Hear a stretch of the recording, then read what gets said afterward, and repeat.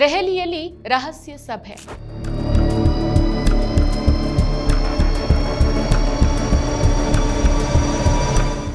NDA ಸೇರ್ತಾರಾ TMC ಸಂಸದರು?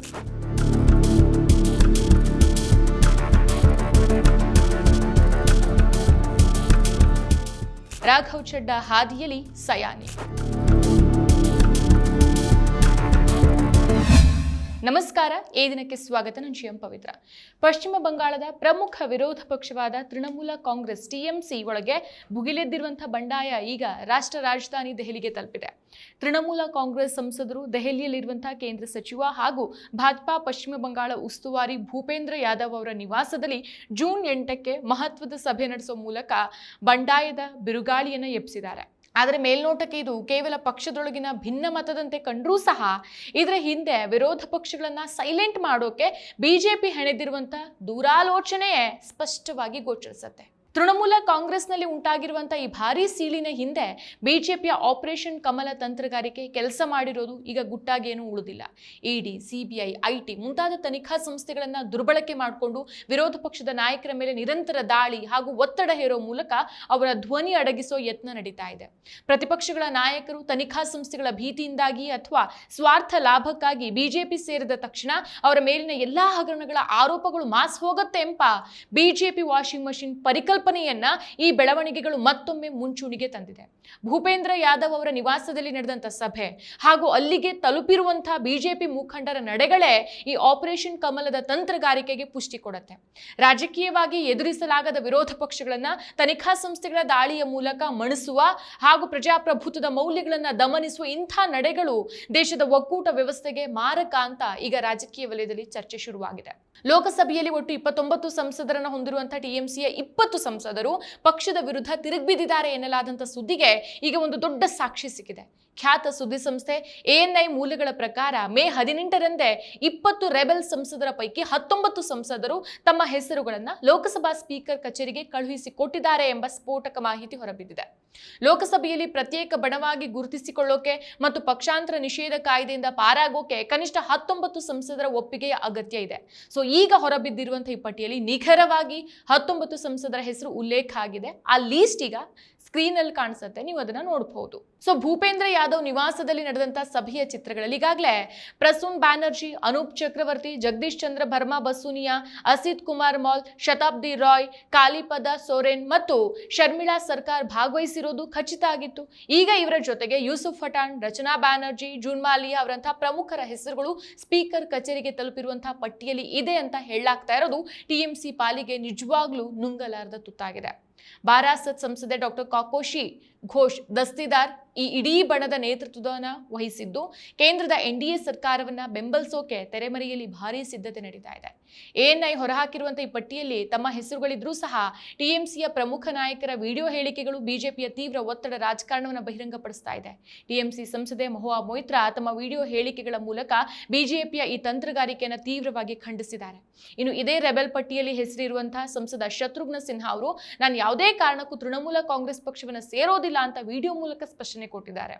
So ಅಷ್ಟೇ ಅಲ್ಲ, ತಮ್ಮ ಮೇಲೆ ಬಿಜೆಪಿಯಿಂದ ಎಷ್ಟರ ಮಟ್ಟಿಗೆ ರಾಜಕೀಯ ಒತ್ತಡ ಹೇರಲಾಗ್ತಾ ಇದೆ ಮತ್ತು ತಮಗೆ ಯಾವ ರೀತಿಯ ಆಹ್ವಾನಗಳು ಬರ್ತಾ ಇದೆ ಅನ್ನೋದನ್ನ ಶತ್ರುಘ್ನ ಸಿನ್ಹಾ ಹಾಗೂ ಕೀರ್ತಿ ಆಜಾದ್ ತಮ್ಮ ವಿಡಿಯೋ ಹೇಳಿಕೆಗಳಲ್ಲಿ ಎಳೆ ಎಳೆಯಾಗಿ ಬಿಚ್ಚಿಟ್ಟಿದ್ದಾರೆ.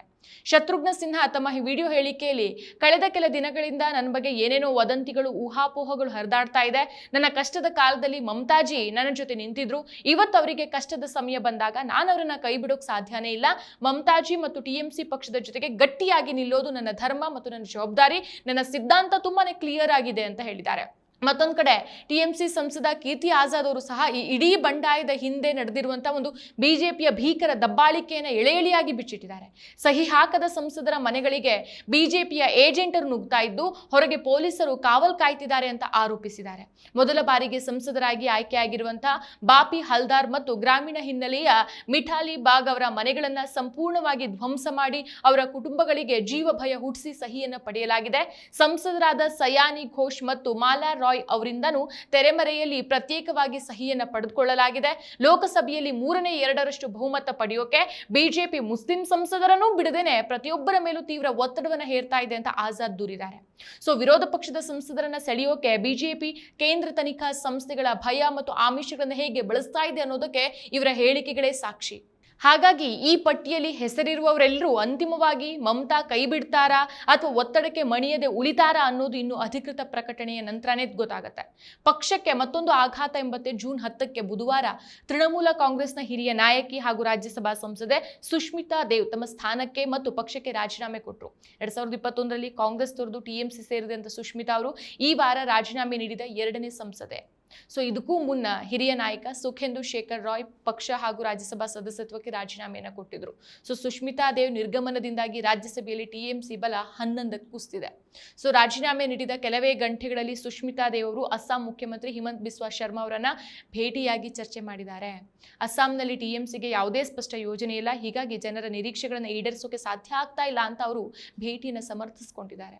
ಜೂನ್ 9ರ ಮಂಗಳವಾರದವರೆಗೂ ಸಹ ಟಿಎಂಸಿ ಪರವಾಗಿ ಟಿವಿ ವಾಹಿನಿಗಳಲ್ಲಿ ವಾದ ಮಂಡಿಸ್ತಾ ಇದ್ದಂಥ ಸುಷ್ಮಿತಾ ದಿಢೀರನೆ ಮರುದಿನನೇ ರಾಜೀನಾಮೆ ನೀಡಿರೋದು ಹಲವು ಅನುಮಾನಗಳಿಗೆ ಎಡೆ ಮಾಡಿಕೊಟ್ಟಿದೆ. ಇದೇ ವೇಳೆ ಸ್ಟಾರ್ ಪ್ರಚಾರಕಿ ಅಂತಾನೆ ಗುರುತಿಸಿಕೊಂಡಿರುವಂತಹ ಸಯಾನಿ ಘೋಷ್ ಅವರ ಹೆಸರು ಸ್ಪೀಕರ್ ಕಚೇರಿಗೆ ಹೋಗಿರುವಂತಹ ಪಟ್ಟಿಯಲ್ಲಿ ಇದೆ. ಈ ಹಿಂದೆ ಚುನಾವಣೆ ಸಂದರ್ಭದಲ್ಲಿ ನಾನು ರಾಘವ್ ಚಡ್ಡಾ ರೀತಿ ಅಲ್ಲ ಅಂತ ಹೇಳಿಕೆ ನೀಡಿದಂಥ ಸಯಾನಿ ಘೋಷ್ ಈಗ ರಾಘವ್ ಚಡ್ಡಾ ಹಾದಿಯನ್ನು ಹಿಡಿತಿದ್ದಾರಾ ಅನ್ನೋ ಪ್ರಶ್ನೆ ತೀವ್ರಗೊಂಡಿದೆ. ಸದ್ಯದ ಬೆಳವಣಿಗೆಗಳನ್ನು ನೋಡಿದ್ರೆ ಅವರು ಬಿಜೆಪಿ ಸೇರೋ ಮುನ್ಸೂಚನೆಗಳಿದೆ. ಆದರೆ ಬಂಡಾಯ ಗುಂಪಿಂದ ಯಾವುದೇ ಅಧಿಕೃತ ಪ್ರಕಟಣೆ ಬಾರದ ಹೊರತು ಪ್ರತಿಕ್ರಿಯಿಸೋದಿಲ್ಲ ಅಂತ ಮಮತಾ ನಿಷ್ಠಾವಂತರು ಮೌನಕ್ಕೆ ಶರಣಾಗಿದ್ದಾರೆ. ಇನ್ನು ಪಕ್ಷದ ಒಳಗೆ ತೀವ್ರ ಬಿರುಕು ಕಾಣಿಸಿಕೊಂಡಿದ್ರು ಮತ್ತು ಈ ಒಡಕಿನ ಹಿಂದೆ ಬಿಜೆಪಿಯ ಹಣ ಹಾಗೂ ಅಧಿಕಾರದ ಬಲ ಇದೆ ಅಂತ ಗೊತ್ತಿದ್ರೂ ಮಮತಾ ಬ್ಯಾನರ್ಜಿ ತಮ್ಮ ನಿಲುವನ್ನು ಬದಲಿಸಿಕೊಂಡಿಲ್ಲ. ಬಿಜೆಪಿ ನನ್ನ ಸಾಯುವವರೆಗಿನ ಶತ್ರು, ನೀವು ನನ್ನನ್ನು ಕೊಲ್ಲಬಹುದು, ಆದರೆ ನಾನು ಸಾಯುವ ಮುನ್ನ ಬಿಜೆಪಿಯ ಅಂತ್ಯವನ್ನು ನೋಡ್ತೇನೆ ಅಂತ ಮಮತಾ ಗುಡುಗಿದ್ದಾರೆ. ಇನ್ನು ತೃಣಮೂಲ ಕಾಂಗ್ರೆಸ್ ಒಡೆಯೋಕೆ ಸಂಚು ರೂಪಿಸಿರುವಂತಹ ಭಿನ್ನಮತೀಯ ಸಂಸದರ ವಿರುದ್ಧ ಟಿಎಂಸಿಯ ಫೈರ್ ಬ್ರ್ಯಾಂಡ್ ನಾಯಕಿ ಮತ್ತು ಸಂಸದೆ ಮಹುವಾ ಮೊಯ್ತ್ರಾ ಕಾನೂನಿನ ಚಾಟಿಯನ್ನು ಬೀಸಿದ್ದಾರೆ. ರೆಬೆಲ್ ಸಂಸದರು ತಮಗೆ ಇಷ್ಟ ಬಂದಂತೆ ಪ್ರತ್ಯೇಕ ಬಣ ರಚಿಸಿಕೊಂಡು ಬಿಜೆಪಿಗೆ ಬೆಂಬಲ ನೀಡೋಕೆ ದೇಶದಲ್ಲಿ ಕಾನೂನು ಅವಕಾಶ ಮಾಡಿಕೊಡೋದಿಲ್ಲ ಅಂತ ನೆನಪಿಸಿರುವಂತಹ ಮಹುವಾ ಬಂಡಾಯಗಾರರ ವಿರುದ್ಧ ಎಕ್ಸ್ನಲ್ಲಿ ಅತ್ಯಂತ ತೀಕ್ಷ್ಣವಾಗಿ ವಾಗ್ದಾಳಿ ನಡೆಸಿದ್ದಾರೆ.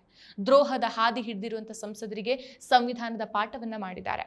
ಪಕ್ಷಕ್ಕೆ ದ್ರೋಹ ಮಾಡಿರುವಂತಹ ಈ ಟಿಎಂಸಿ ಸಂಸದರಿಗೆ ಕಾನೂನಿನ ಜ್ಞಾನವೇ ಇಲ್ವಾ? ಸಂವಿಧಾನದ 19ನೇ ತಿದ್ದುಪಡಿ ಪ್ರಕಾರ ನಾವು ಪ್ರತ್ಯೇಕ ಬಣ ಮಾಡ್ಕೊಳ್ತೇವೆ ಅಂತ ಹೇಳ್ಕೊಳ್ಳೋಕೆ ಈಗ ಯಾವುದೇ ಅವಕಾಶ ಇಲ್ಲ. ಆ ಕಾನೂನನ್ನ ಎಂದೋ ತೆಗೆದುಹಾಕಲಾಗಿದೆ.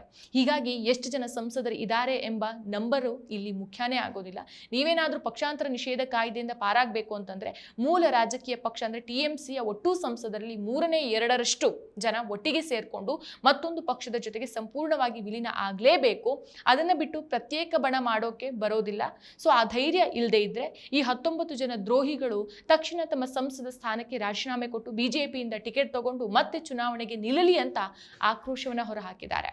ಇನ್ನು ರಾಜ್ಯದಲ್ಲೂ ಟಿಎಂಸಿಯ 80 ಶಾಸಕರ ಪೈಕಿ ಸುಮಾರು 60 ಶಾಸಕರು ಈಗಾಗಲೇ ಬಂಡಾಯ ಎದ್ದು ರಿತಬ್ರತಾ ಬ್ಯಾನರ್ಜಿ ಅವರನ್ನ ತಮ್ಮ ಹೊಸ ವಿರೋಧ ಪಕ್ಷದ ನಾಯಕರನ್ನಾಗಿ ಆಯ್ಕೆ ಮಾಡಿಕೊಂಡಿದ್ದಾರೆ.